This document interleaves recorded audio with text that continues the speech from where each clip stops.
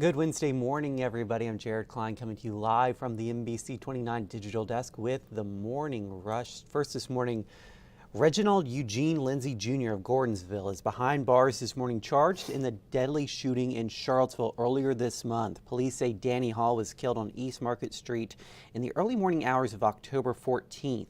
Lindsay was arrested in Louisa County yesterday. City Police Chief Michael Koch says search warrants are still being executed and the investigation is not over.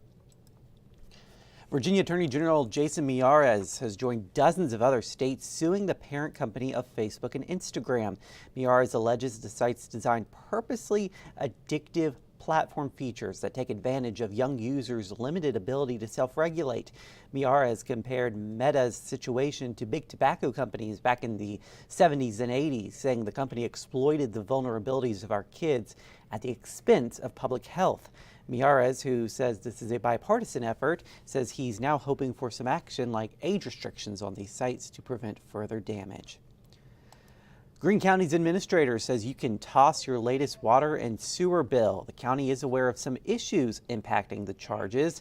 In a news release, the county says it is trying to add resources to review these bills and make corrections. They will then be reissued. If you go on and pay your September bill, the money will be a credit on your account until changes are made.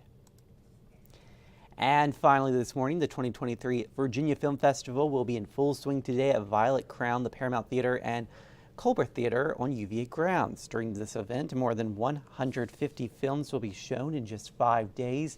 It also features some special guests from the industry. If you have not gotten your tickets yet, many are still available. All right, it is apple picking season. Sure is. Yeah.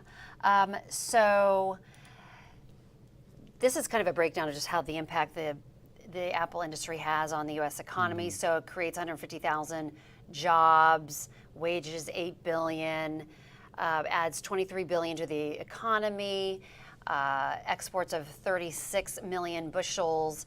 So, and it was interesting, David Rogers said there's about 1,000 different variety of apples, which is amazing. And these are some of those apples and what they're best for as far as baking, salads, snacks, that sort of thing. I like the Honey Crisp. I use that a lot. Yeah, I think Honey Crisp is probably, or I guess Red Delicious, probably my favorite. Now, Granny Smith is just too tart for me. I agree. It is tart. My son loves the Granny Smith. Oh, really? Loves it. But I'm with you. I like the Macintosh. I like the Fuji, but the Honey Crisp. I just think it's perfect. Yeah, I know there are just so many different flavors of right. apple you can get, right? It is. They're so good. Mean, I can never tell the difference between one apple and the other, just by looking at it. Right. Unless it's like Granny Smith, that's obviously green. But. Right. Yeah. So, and then ambrosia. I'm not familiar with that one, but evidently that's really great paired with cheeses. So.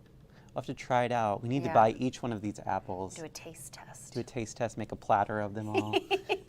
What is your favorite? Yeah. Okay, so this is kind of an interesting study. So some coma patients may actually be conscious. So there's this new research and using an MRI to identify brain lesion patterns that are specific to patients that are in comas. Anyway, it's kind of I can't even imagine. Can you imagine being in a coma, but you're actually conscious and you can't communicate, you can't even open your eyes? That'd be awful. I'd rather just sleep through it all. Yeah, and then wake up later, Right. That would just be, I can't even imagine. Yeah. But I guess when you do wake up, you can't remember that you were conscious. That I don't know. Or maybe you do, I don't know. I think you do. You do remember? Yeah. So that, and depending on how long you've been in a coma, that could really be just torture. Yeah. So anyway, there's new research into that. Okay, this is kind of funny. So female frogs, they play dead to dodge unwanted male attention. I think they're onto something. It's interesting they developed that ability to play dead. Yeah. I guess the male frog's like, oh, I guess I'll move on. They just kind of keel over. I'm just envisioning like a female frog keeling over. Oh no, and then just or pretending to be dead. So if you see a female frog that looks dead, it might not be. No, there's someone that you just don't want to talk to. Just drop dead. Drop dead. Act like you're dead at least. Fall over. I don't know, but I thought that was kind of a funny Yeah, that's hilarious. to think about it. But yeah. All right. So here you go. All right. Well, thank you, Jennifer. Let's take a look at that 7-day forecast. It's warming up out there with highs in the 80s through the end of the weekend, and then a big cool down on the way for next week. By the time it's Halloween, it'll be 58 out there, back to the fall weather. But enjoy this warm weather while it lasts, this short stretch toward the end of October. All right. Have a great Wednesday out there. We'll see you again on NBC 29 News at noon.